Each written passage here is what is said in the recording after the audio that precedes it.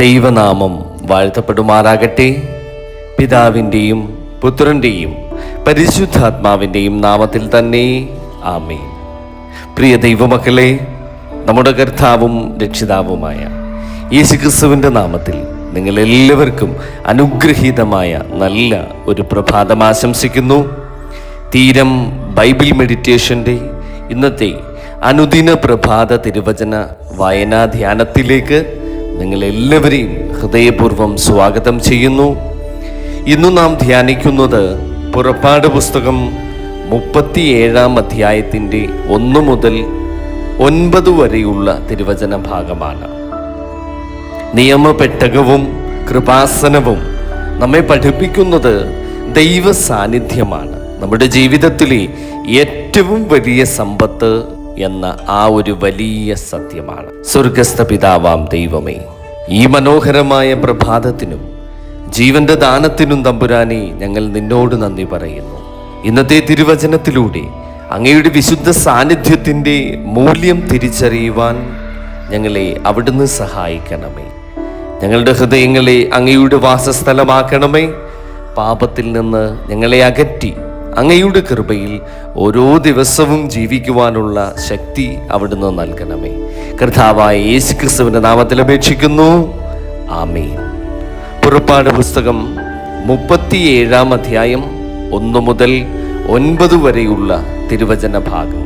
Bezalel പെട്ടകം ഖദിരമരം കൊണ്ടുണ്ടാക്കി അതിന് 2.5 മുഴം നീളവും 1.5 മുഴം വീതിയും 1.5 മുഴം ഉയരവുമുണ്ടായിരുന്നു. അതകത്തും പുറത്തും പൊന്നുകൊണ്ട് പൊതിഞ്ഞു. ചുറ്റും അതിന് പൊന്നുകൊണ്ട് ഒരു വക്കുണ്ടാക്കി. അതിൻ്റെ 4 കാലിനും ഇപ്പുറത്ത് 2 വളയവും അപ്പുറത്ത് 2 വളയവും, ഇങ്ങനെ 4 പൊൻവളയം വാർപ്പിച്ചു. അവൻ ഖദിരമരം കൊണ്ട് തണ്ടുകളും ഉണ്ടാക്കി. പൊന്നുകൊണ്ട് പൊതിഞ്ഞു.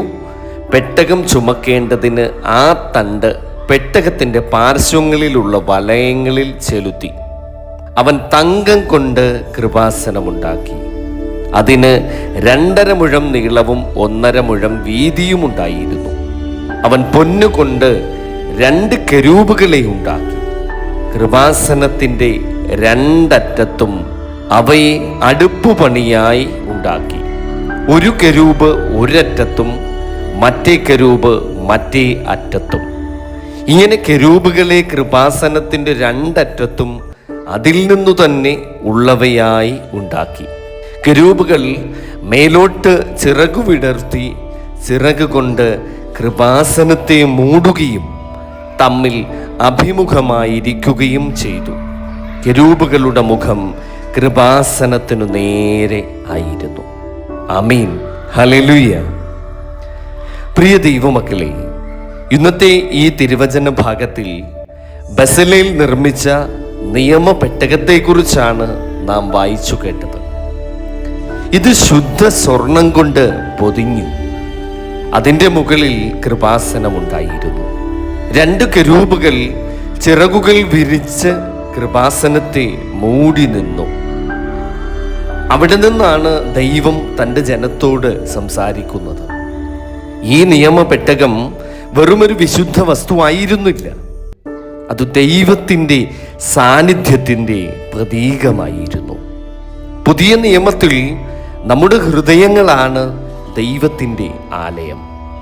നമ്മുടെ ഹൃദയത്തിൽ ദൈവത്തിന് 1-ാം സ്ഥാനം നൽകുമ്പോൾ ദൈവത്തിൻ്റെ സമാധാനവും ശക്തിയും കൃപയും നമ്മുടെ ജീവിതങ്ങളിൽ, നമ്മുടെ വീടുകളിലും നിറയും. കൃപാസനം നമ്മെ മറ്റൊരു മഹത്തായ സത്യവും ഓർമ്മിപ്പിക്കുന്നു. ദൈവം നീതിമാനാണ്, അതേസമയം കരുണാനിധിയുമാണ്. യേശുക്രിസ്തുവിലൂടെ നമുക്കെല്ലാവർക്കും ആ കൃപാസനത്തോട് ധൈര്യത്തോടെ സമീപിക്കുവാനുള്ള ഒരു അവകാശം ലഭിച്ചിരിക്കുന്നു. അതുകൊണ്ട് ഓരോ ദിവസവും ദൈവ സാന്നിധ്യം അന്വേഷിക്കുന്ന ജീവിതം നമുക്ക് മുൻപോട്ട് നയിക്കാം. പ്രിയ ദൈവമക്കളെ, ഒരു നിമിഷം നമ്മുടെ കണ്ണുകൾ അടച്ച് നമുക്ക് ദൈവസന്നിധിയിൽ പ്രാർത്ഥിക്കാം. സ്നേഹപിതാവായ സ്വർഗസ്ഥ പിതാവാം ദൈവമേ, ഞങ്ങളുടെ ഹൃദയം അങ്ങയുടെ വിശുദ്ധ വാസസ്ഥലമാക്കണമേ. ഞങ്ങളുടെ ജീവിതത്തിൽ അങ്ങയുടെ സാന്നിധ്യം എപ്പോഴും നിറഞ്ഞിരിക്കണമേ. ലോകത്തിൻ്റെ ആകർഷണങ്ങളെക്കാൾ അങ്ങയുടെ സാന്നിധ്യത്തെ സ്നേഹിക്കുവാൻ ഞങ്ങളെ അവിടുന്ന് പഠിപ്പിക്കണമേ. ഞങ്ങളുടെ കുടുംബങ്ങളെ അനുഗ്രഹിക്കണമേ. രോഗികൾക്ക് സൗഖ്യവും നിരാശയിലായിരിക്കുന്നവർക്ക് പ്രത്യാശയും ബലഹീനർക്ക് ശക്തിയും നൽകണമേ. ഈ ദിവസം മുഴുവൻ അങ്ങയുടെ സമാധാനം ഞങ്ങളോട് കൂടെ ഉണ്ടായിരിക്കുമാറാകണമേ. കർത്താവായ യേശുക്രിസ്തുവിൻ്റെ നാമത്തിൽ അപേക്ഷിക്കുന്നു. കൃപയോടെ കേൾക്കണം പിതാവേ. ആമേൻ. കർത്താവ് നിങ്ങളെ അനുഗ്രഹിക്കട്ടെ. അവിടുത്തെ മുഖം നിങ്ങളിൽ പ്രകാശിക്കട്ടെ. അവിടുത്തെ വിശുദ്ധ സാന്നിധ്യം നിങ്ങളുടെ ഭവനത്തിലും ജീവിതത്തിലും എപ്പോഴും വസിക്കട്ടെ. ആമേൻ. സ്തോത്രം. ഹല്ലേലൂയ.